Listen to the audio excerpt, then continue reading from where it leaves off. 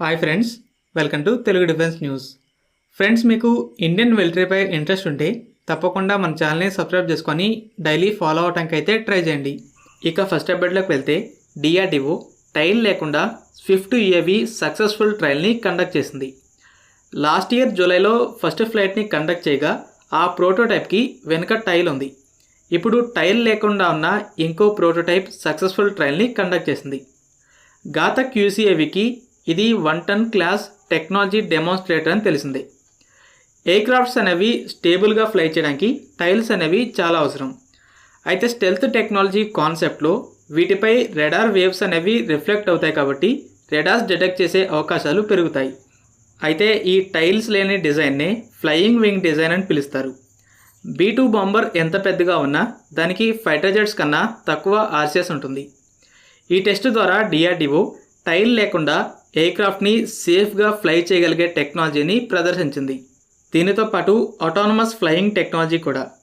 Regular డ్రోన్స్లా control చేసే పని లేకుండా ఏ ఏరియాలో తిరగాలో ముందే ప్రోగ్రామ్ చేసి ఇక స్టార్ట్ చేస్తే చాలు. స్విఫ్టే ఆటోమేటిక్గా టేక్ ఆఫ్ చేసుకొని ఆ ఏరియాని కవర్ చేసి వచ్చి తిరిగి ఆటోమేటిక్గా ల్యాండ్ అవ్వగలదు.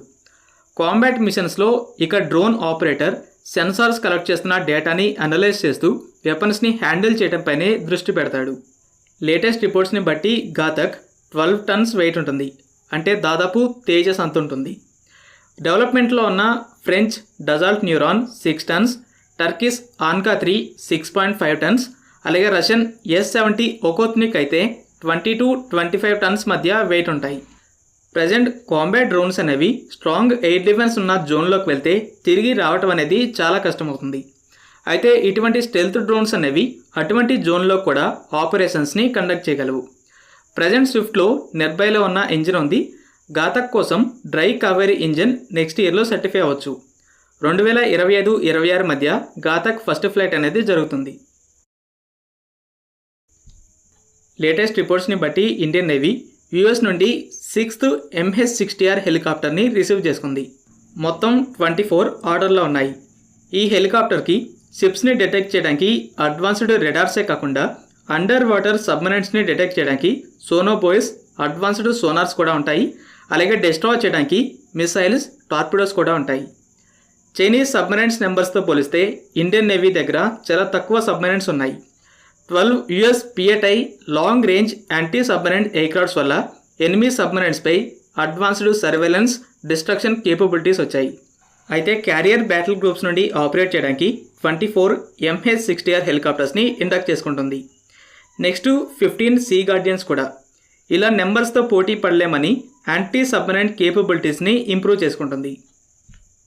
డిఆర్డిఓ త్వరలో 300 mm రాకెట్ సిస్టమ్ ఫైరింగ్ ట్రయల్స్ని స్టార్ట్ చేయబోతుందని లేటెస్ట్ రిపోర్ట్స్ ఇండికేట్ చేస్తున్నాయి. పినాకా 214 mm రాకెట్స్ని ఫైర్ చేస్తుంది. Base line Pinaka rocket range అనేది 38 kilometres, upgraded variant range 45 kilometres.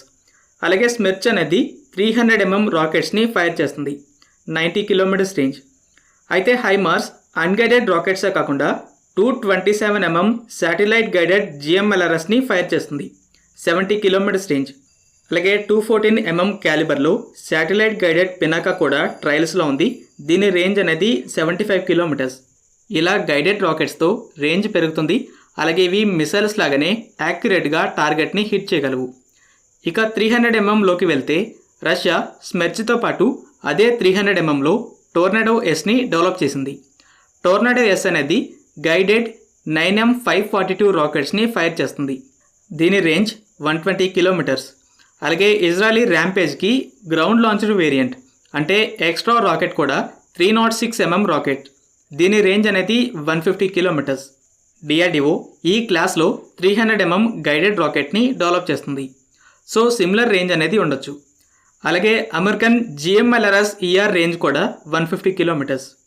త్వరలో ట్రయల్స్ మొదలవుతాయని కొన్ని సోర్సెస్ క్లెయిమ్ చేస్తున్నాయి. రీసెంట్ మీడియా రిపోర్ట్స్ని బట్టి పోలాండ్లో ఏజిస్ అషోర్ త్వరలో యాక్టివేట్ అవబోతుంది. American ship based Aegis combat system గురించి తెలిసిందే. అయితే అమెరికా యూరప్కి ప్రొటెక్షన్గా యూరప్ కాంటినెంట్లో ఏజిస్ ప్రెజెన్స్ని పెంచుకుంటూ వస్తుంది. బ్లాక్ సీ పక్కనున్న టర్కీలో AN-TPY రెడార్ ఉంటుంది. ఇది రష్యా, ఇరాన్ లాంటి కంట్రీస్ నుండి లాంచ్ చేసిన బలిస్టిక్ మిసైల్స్ని డిటెక్ట్ చేసి నేటో హెడ్ క్వార్టర్స్కి షేర్ చేస్తుంది. నేటో వేరు సముద్రాల్లో ఉన్న జర్మన్, స్పెయిన్, నెదర్లాండ్స్ షిప్స్కి డేటాని షేర్ చేస్తుంది. ఈ షిప్స్లో ఏజిస్ ఉంటుంది. అయితే అమెరికా ఆల్రెడీ రొమేనియాలో ల్యాండ్ బేస్డ్ ఏజిస్ అషోర్ని డిప్లాయ్ చేసింది. ఇప్పుడు పోలాండ్లో కూడా యాక్టివేట్ అవబోతుంది. ఇలా యూరోప్లో American anti ballistic missile systems పెరిగేసరికి రష్యా దీన్ని వ్యతిరేకించింది. ఏవైనా 2 న్యూక్లియర్ పవర్స్ మధ్య న్యూక్లియర్ వెపన్స్తో పాటు ఈ యాంటీ బలిస్టిక్ మిసైల్స్ కూడా స్ట్రాంగ్ డిటరెంట్ అవుతాయి. న్యూక్లియర్ అటాక్ చేస్తూనే ఇన్కమింగ్ న్యూక్లియర్ మిసైల్స్ని కూడా షూట్ డౌన్ చేయొచ్చు.